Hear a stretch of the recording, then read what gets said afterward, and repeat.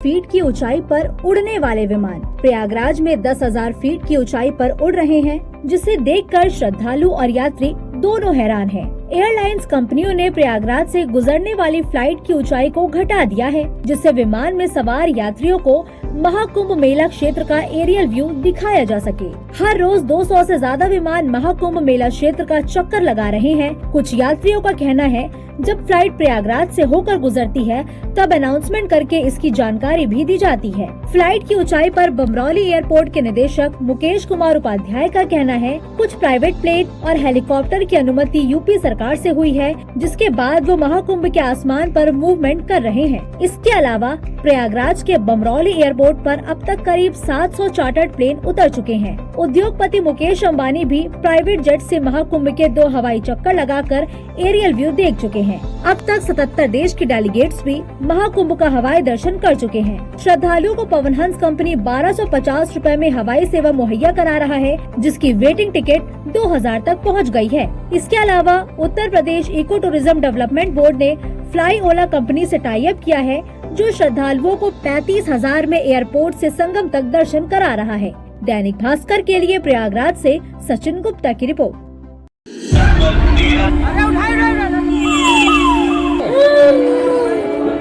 सिर्फ 20 दिनों के अंदर हुई भगदड़ की इन 2 घटनाओं में सरकारी आंकड़ों के मुताबिक तकरीबन 50 लोगों की मौत और 250 से ज्यादा लोग घायल हैं।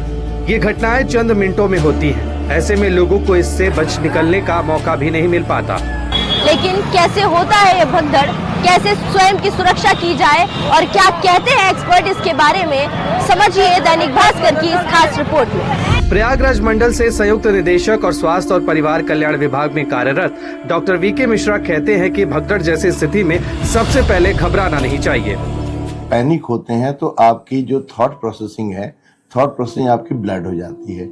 कहाँ खाली जगह है, कहाँ पे हम सिर्फ भीड़ की तरह भागना न शुरू करें, सिर्फ देखें कि हम अगर एक जगह स्थिर भी खड़े हो जाए किनारे से तो हो सकता है भीड़ निकल जाए। जैसे आप अपने एल्बो पे अपने को सपोर्ट कर सकते हैं, आप अपने जो है नी पे सपोर्ट कर सकते हैं। अगर आपके नी एल्बो है तो आप मजबूत, कहीं आर्थराइटिस नहीं है, दोनों पे सपोर्ट कर सकते हैं और किसी तरह मतलब कॉर्नर आउट हो सकते हैं। आपको सबसे बड़ी बात यह कॉर्नर आउट होना है। भगदड़ पर सिविल डिफेंस के डिप्टी कंट्रोलर नीरज श्रीवास्तव बताते हैं कि लोगों को सबसे पहले पुलिस द्वारा लगाए गए बैरिकेड्स का पालन करना चाहिए। हर व्यक्ति अपनी जान की सुरक्षा चाहेगा। मैं समझता हूं कि अगर उसको ऐसा लगता है कि स्टैम्पेड होने वाला है, सपोज दैट, तो बिल्कुल भीड़ के पीछे मत दौड़िए। यथासंभव अपना किनारे का रास्ता तलाशिए, किनारे की तरफ निकलने का प्रयास करिए। और कभी भी जैसे स्ट्रीम चलती है, किसी पानी की धारा चलती है, तो धारा के विपरीत आप जाएंगे या धारा के किनारे जाएंगे तो लेकिन आप उसको नदी को जो है सीधे आप किनारे से पार करना उचित रहता है। भगदड़ की वजहों को समझे तो 3 वजह से भीड़ नियंत्रण से बाहर चली जाती है। पहली वजह कार्यक्रम में जुटने वाले लोगों की तादाद का गलत अनुमान। दूसरी वजह एक ही समय में भीड़ का किसी एक तरफ चलने का इरादा। तीसरी वजह भीड़ में कोई जानकारी या सूचना धीमी गति से फैलती है। दैनिक भास्कर के लिए प्रयागराज से सृष्टि मिश्रा की रिपोर्ट। महाकुंभ न केवल आध्यात्मिक दृष्टि से बल्कि एक अनोखे सहयोग के कारण भी ऐतिहासिक बन गया। इस महापर्व के 1 महीने में 14 नवजातों का जन्म हुआ।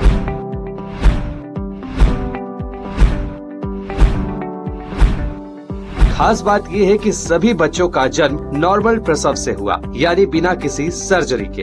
धार्मिक मान्यताओं के अनुसार समुद्र मंथन से 14 रत्नों की उत्पत्ति हुई थी। इस मंथन में निकले अमृत को लेकर देवताओं और असुरों में युद्ध छिड़ गया। अमृत की बूंदें हरिद्वार, प्रयागराज, नासिक और उज्जैन में गिरी थी, इसलिए इन्हीं जगहों पर कुंभ लगता है। इस सहयोग में महाकुंभ के दौरान 14 नवजातों का जन्म हुआ, जिसे श्रद्धालु एक अलौकिक घटना मान रहे हैं। महाकुंभ में जन्म लेने वाले इन 14 बच्चों को आध्यात्मिक और धार्मिक आधार पर नाम दिए गए हैं। अस्पताल प्रशासन और परिवारों के परामर्श से इनका नामकरण कुंभ, गंगा, बजरंगी, जमुना, सरस्वती, नंदी, बसंत, बसंती, अमृत, शंकर, कृष्णा जैसे नाम रखे गए हैं। महाकुंभ शुरू होने से पहले 29 दिसंबर को मेले में सबसे पहले एक बच्चे का जन्म हुआ था, जिसका नाम कुंभ रखा गया। उसके अगले दिन बांदा जिले की शिव कुमारी ने बेटी को जन्म दिया। नर्स के कहने पर परिजनों ने उसका नाम गंगा रखा। उसके बाद महाकुंभ शुरू होने यानी पौष पूर्णिमा से माघ पूर्णिमा तक 14 और बच्चों ने जन्म लिया। महाकुंभ मेला जब से सजने लगा तब से और अब तक कुल 16 बच्चों का जन्म हुआ है।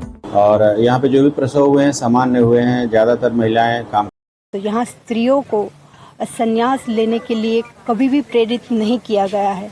ये कहना है जूना अखाड़े की महामंडलेश्वर जय अम्बानंद गिरी का। वे कहती हैं महिलाओं को भी आगे आकर अखाड़े में हिस्सा लेना चाहिए। इनकी क्या है दिनचर्या, कैसे इन्होंने ये संन्यास में आई और इनसे पूरी जानकारी लेंगे। ये प्रयागराज में हम यहाँ पर आए हैं महाकुंभ का दिव्य स्नान, शाही स्नान करने, और सभी भक्तों को निमंत्रण है कि आप पधारिए और महाकुंभ में ये दिव्य और भव्य कुंभ का आनंद लें। अपने शुरुआती जीवन को बताते हुए अम्बानंद गिरी ने कहा कि वे एक इंटरनेशनल कंपनी में मैनेजर थी, लेकिन बाद में उसे छोड़ दिया और संन्यास की तरफ बढ़ गई। हम अपने गुरुजी से मिले जो श्रीमंत हरिगिरी जी महाराज है। उनसे मिलने के बाद जो दिव्य अनुभव हमें हुए, फिर हमने सोचा कि हमें भी संन्यास में ही आना चाहिए, क्योंकि अंत में तो सबको मोक्ष ही चाहिए। तो ये मोक्ष का पथ हम क्यों ना लें, तो हम ये मोक्ष के पथ पे चल पड़े। अम्बानंद गिरी को 6 भाषाएं आती हैं। इनके इंस्टाग्राम पर 78,000 और फेसबुक पर 3.5 लाख से ज्यादा फॉलोअर्स हैं। दैनिक भास्कर के लिए प्रयागराज से मनीष मिश्रा की रिपोर्ट। नई दिल्ली रेलवे स्टेशन पर शनिवार रात करीब 9:26 पर भगदड़ मचने से 18 लोगों की मौत हो गई। इनमें 14 महिलाएं और 3 बच्चे शामिल हैं। वहीं 25 से ज्यादा लोग घायल हैं। दरअसल ट्रेन को प्लेटफॉर्म 14 से 16 पर शिफ्ट किया गया था। लोग प्लेटफॉर्म 16 की तरफ जाने के लिए फुटओवर ब्रिज पर दौड़ने लगे, जिसके चलते हादसा हुआ। मैं 9 बजे करीब पहुंचा। जीना पर इतना भीड़ था कि आलम इतना घेरी हुई थी, हद से ज्यादा था, है ना। जीना पर से मैं जब नीचे आए तो देखा कि 3-4 लाश जीना के पास पड़ी हुई है। कितने बजे की इतनी भीड़? मैंने सन 81 से रेलवे में भर्ती हूँ, यहाँ पर कुली का काम कर रहा हूँ। मैंने ऐसी भीड़ कभी जिंदगी में नहीं देखी। लेकिन पब्लिक इतनी आ गई कि इतना अनुमान ही नहीं था कि ऐसा, हमने आज तक ऐसी पब्लिक नहीं देखी। 26 साल हमें यहाँ पे हो गए, ऐसा तो आज तक कभी छठ पूजा पे भी नहीं हुआ जैसा रात पब्लिक आई थी। हादसे की जांच के लिए 2 सदस्यीय कमेटी बनाई गई है। इसमें उत्तर रेलवे के 2 अधिकारी शामिल हैं। कमेटी ने सभी सीसीटीवी वीडियो फुटेज को सुरक्षित करने के आदेश दिए हैं। सारे के सारे साक्ष्यों को हम लोग समझने की कोशिश कर रहे हैं। सीसीटीवी फुटेज हम लोगों ने देखा है, सीसीटीवी फुटेज को हम लोगों ने सिक्योर किया है, अपनी कस्टडी में लिया है। मीडिया रिपोर्ट्स में बताया गया है कि हादसा प्लेटफॉर्म नंबर 13 और 14 पर भीड़ होने की वजह से हुआ। जानकारी के मुताबिक महाकुंभ जाने वाली 2 ट्रेनें लेट हो गई थी, इसी वजह से भीड़ बढ़ी। ऐसा सबको ऐसा लग रहा था कि ये लास्ट ट्रेन है और इसमें अगर नहीं जा पाए तो फिर हमारा ट्रेन छूट जाएगा, जबकि ऐसा नहीं है। प्रयागराज के लिए काफ़ी ट्रेनें चलाई गई हैं यहाँ नई दिल्ली रेलवे स्टेशन की तरफ से, उसके बावजूद कोई माना नहीं इस बात को, और एक के ऊपर एक लोग दबते चले गए, चढ़ते चले गए, और इसकी वजह से ऐसा भगदड़ और ये हंगामा हो गया यहाँ पे। मैंने ये देखा लगभग 8:30 के बाद, जो मैं देखा उस टाइम लेडीज को जो पुलिस लोग है वो बिल्कुल कुछ नहीं समझ रहे थे, सीधा धक्के दे रहे थे उन्हें और लाठी चार्ज कर रहे थे रेस्क्यू की जगह पे। यही वो सीढ़ी है जिसपे भगदड़ वाली स्थिति बढ़ रही है। अब तक 50 करोड़ से ज्यादा लोग स्नान कर चुके हैं। इतिहास में ये सबसे बड़ा आयोजन रिकॉर्ड किया गया। संगम क्षेत्र में भीड़ बढ़ने से कई बैरियर पर लोगों को रोक दिया गया। पुलिस लगातार अनाउंस कर रही है कि श्रद्धालु संगम क्षेत्र खाली होने का इंतजार करें। आप लोग रास्ते में खड़े ना हो, निकलते रहिए। 3 दिन बाद प्रयागराज की सड़कों पर फिर से जाम लगा। सुलेम सराय इलाके में 1 किलोमीटर तक वाहनों की लाइन लग गई। नैनी ब्रिज पर भी 1.5 किलोमीटर लंबा जाम लगा। आज महाराष्ट्र के सीएम देवेंद्र फडणवीस ने संगम पहुंचकर गंगा आरती की।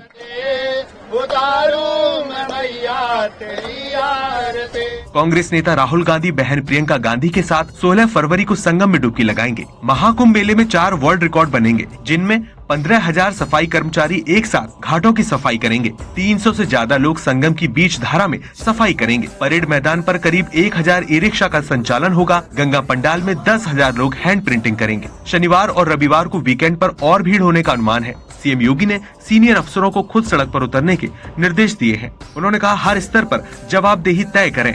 दैनिक भास्कर की रिपोर्ट। महाकुंभ में शुक्रवार को फिर से श्रद्धालुओं की भीड़ बढ़ रही है। अब तक 50 करोड़ से ज्यादा लोग स्नान कर चुके हैं। इसके बाद महाकुंभ से एक और बड़ी मांग उठी है कि भारत में भगवान श्री राम के फोटो वाले नोट चलन में लाए जाएं। ये मांग दिवंगत पूर्व पीएम मनमोहन सिंह के वक्त भी उठी थी, जब वो रिजर्व बैंक ऑफ इंडिया के गवर्नर थे। तब आरबीआई ने तर्क दिया था कि भारत में 2 तरह की मुद्राएं नहीं चल सकती। नीदरलैंड में श्री राम के फोटो वाली मुद्रा को डिजाइन कराने और चलन में लाने के लिए जिस संस्था the global country of world peace ने योगदान दिया, उसी ने एक बार फिर से ये मांग दोहराई है। इस संस्था से जुड़े बड़े अर्थशास्त्री अब आरबीआई से मिलने का प्लान बना रहे हैं। उन्हें उम्मीद है कि मोदी सरकार में इस मांग पर ध्यान दिया जा सकता है। The global country of world peace संस्था से जुड़े महर्षि संस्थान का आश्रम प्रयागराज के अरेल में है। संस्थान के प्रमुख ब्रह्मचारी गिरीश महाराज ने दैनिक भास्कर को बताया कि कैसे GCWP के फाउंडर महर्षि महेश योगी ने पहली बार राम नाम की मुद्रा को नीदरलैंड में चलाया। महर्षि जी ने ऐसा विचार किया कि सारे लोग जो है ना, रुपया रुपया, dollar dollar, euro euro, Frank Frank, ये करेंसी का नाम रटते रहते हैं दिन भर। हर एक को धन संपत्ति चाहिए। लेकिन अपने वैदिक वांग्मय में, अपने वैदिक लिटरेचर में बात हुई राम जी की, तो ये हुआ कि दिन भर राम राम राम कैसे करेंगे। तो अगर राम नाम की मुद्रा चला दी जाए, तो फिर बातचीत हुई और विशेषज्ञों से उसकी सलाह हुई। और सबसे पहले नीदरलैंड्स में, हॉलैंड में जो है राम मुद्रा प्रिंट की गई। हम लोग इन्वॉल्व थे, जाते थे प्रेस में, उसकी डिजाइनिंग की गई बहुत अच्छी, और उसकी कीमत रखी गई $10 के बराबर एक राम मुद्रा हो गई। हालांकि एक पुरानी मीडिया रिपोर्ट के अनुसार नीदरलैंड के सरकारी बैंक ने बताया था कि राम मुद्रा को कभी लीगल टेंडर यानी आधिकारिक मुद्रा घोषित नहीं किया गया। वो सिर्फ एक कागज का टुकड़ा था जिसकी कुछ कीमत तय की गई थी और उसे लोग श्रम या उत्पाद के बदले एक दूसरे को देते लेते थे। अब देखना होगा मोदी सरकार इस प्रपोजल पर क्या प्रतिक्रिया देती है। महर्षि संस्थान क्यों नहीं, अब इस संस्थान से जुड़े अर्थशास्त्री जल्द ही भारत सरकार से मिलने जा 25 में माघ पूर्णिमा से ठीक 2 दिन पहले 30 से 40 किलोमीटर का लंबा जाम लगा। हालात इस कदर बदतर हुए कि ज्यादातर श्रद्धालुओं को गाड़ियों में 5 से 8 घंटे तक रोड अरेस्ट रहना पड़ा। का तो नहीं पता, अभी तो जाने की सोच रहे हैं हम, ये जाएंगे कैसे। ऐसा लग रहा था कि ये 30 घंटों के लिए हमारी गाड़ी हमारा घर बन गई है।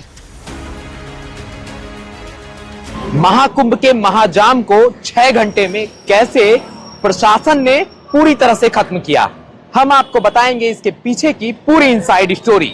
हालात बेकाबू हुए तो सीएम योगी ने खुद कमान संभाली, जिसके बाद 24 घंटे का समय भी नहीं बीता और पूरा शहर जाम मुक्त हो गया। इस बारे में डीआईजी अजय पाल शर्मा ने बताया, ट्रैफिक को मैनेज करने के लिए ग्राउंड पर डिप्टी एसपी रैंक के 11 अधिकारियों को उतारा गया।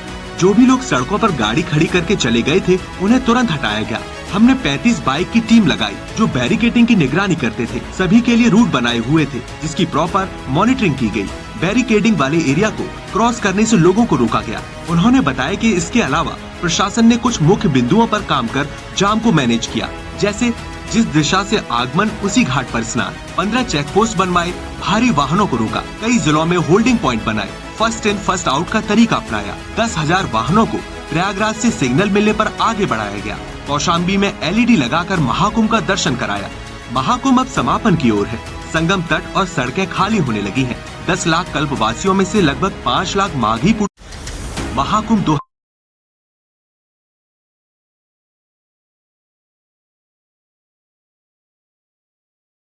से श्रद्धालुओं की भीड़ बढ़ रही है। अब तक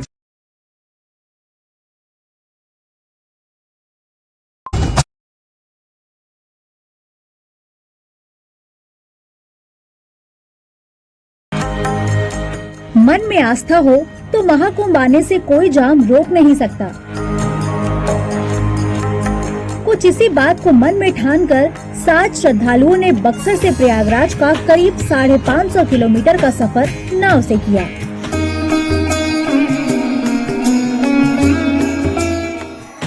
बिहार यूपी के 7 लोगों के ग्रुप ने पानी के रास्ते संगम पहुंचने का प्लान बनाया और 11 फरवरी की सुबह सभी ने बिहार के बक्सर से अपनी यात्रा शुरू की। यूपी के गाजीपुर और बनारस होते हुए सभी लोग 12 फरवरी को प्रयागराज पहुंचे। हम लोग सही सलामत गए प्रयागराज से इधर ही 10 किलोमीटर हमारा जो भी हो नाव रोक दिया गया। उसके बाद वहाँ से हम लोग पैदल गए, नहा कर आए।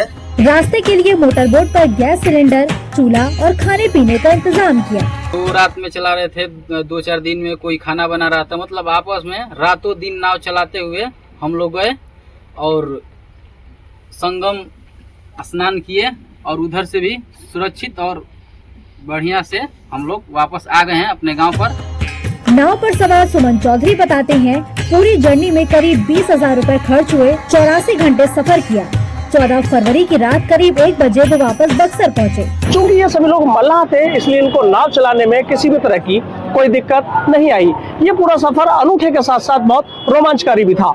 सचिन को होता है, अपनी ड्यूटी कोई फिक्स है नहीं है, कभी 3 बजे रात से जगा के लेता है, कभी 2 बजे रात से जगा के लेता है। अब ये होता है कि चलो हम ड्यूटी करने आए, उतनी दूर से तो कर रहे हैं। ये कहना है चित्रकूट से आए कौशल कुमार का, जो महाकुंभ में टॉयलेट की सफाई का काम कर रहे हैं। हमको कुछ नहीं मिला है, न तो हम अपने से खाना भी खा रहे हैं, 10,000 का महीना दे रहे हैं और जुग्गी दिए हैं रहने के लिए। तो जब ड्यूटी खत्म होती तो जाते हैं वहीं अपना पड़े रहते हैं, फिर रात के ड्यूटी लग जाए और सुबह लग जाए तो भाग आते हैं ड्यूटी में। हमको कुछ नहीं दिया, न राशन मिल रहा है हमको, न कोई मतलब सब्जी साग भी अपने से लेकर खाते, साबुन है, निरमा है, तेल है, सब अपने से लेकर आते हैं। क्या हजारों बार हमने बोला कि यहाँ हमारा कोई वैल्यू नहीं है, न कोई सुविधा है, यहाँ का तहाँ पड़े हैं। देखो यहाँ कोई जिंदगी में नहीं रहा। महाकुंभ को दिव्य और भव्य बनाए रखने के लिए 15,000 सफाई कर्मियों पर इसकी जिम्मेदारी है। एक तरफ महाकुंभ को जहां दुनिया भर में दिव्य और भव्य बताया जा रहा है, वहीं दूसरी तरफ यहाँ पे जो सफाई कर्मी हैं, जो लगातार घाटों की सफाई कर रहे हैं, बदहाल जीवन जीने को मजबूर हैं। ये सफाई कर्मी दिन रात महाकुंभ को साफ सुथरा बनाने में लगे हैं, लेकिन खुद गंदगी और बदबू में रहने को मजबूर हैं। अभी हम सेक्टर 3 में मौजूद हैं। ये एक और मोहल्ला है सफाई कर्मियों का, जहां पर अस्थायी रूप से सफाई कर्मी महाकुंभ के दौरान रह रहे हैं। ये सफाई कर्मी पूरे महाकुंभ को साफ सुथरा बना रहे हैं, लेकिन आप देखेंगे कि एक तरफ से आपको टॉयलेट बॉक्सेस नजर आएंगे। इससे निकलने वाली जो गंदगी है वो यहाँ जमा होती है और इसी के बगल में सफाई कर्मियों की पूरा परिवार यहाँ पर रह रहा है और ये जो गंदगी है, इस गंदगी में काफी बदबू है। इस कॉलोनी में घूमते हुए हमने यहाँ रहने वाली एक महिला से बात की। अब का करी बतावा, अब पेड़ के लिए हम इंसान हर कुछ कह सकत ना हो चाचा। इन कॉलोनियों में गंदगी को लेकर सेक्टर 2 के मेडिकल ऑफिसर संतोष मिश्रा कहते हैं, सरकारी सैनिटेशन कॉलोनियों में सभी सफाई कर्मियों को कई गवर्नमेंट स्कीम की मदद पहुंचाई जाती है। सफाई के लिए भी इनमें से ही कुछ सफाई कर्मियों की ड्यूटी लगती है, जो सैनिटेशन कॉलोनी की साफ सफाई देखते हैं। वहीं प्राइवेट कॉलोनी की जिम्मेदारी ठेकेदार की होती है। हालांकि सरकारी दावों और जमीनी हकीकत में अंतर साफ दिखता है। अधिकारी महाकुंभ को दिव्य और भव्य बनाने में लगे रहे, लेकिन लगता है इन सफाई कर्मियों की सुध लेने वाला कोई नहीं। दैनिक भास्कर के लिए प्रयागराज से प्रांशु सिंह,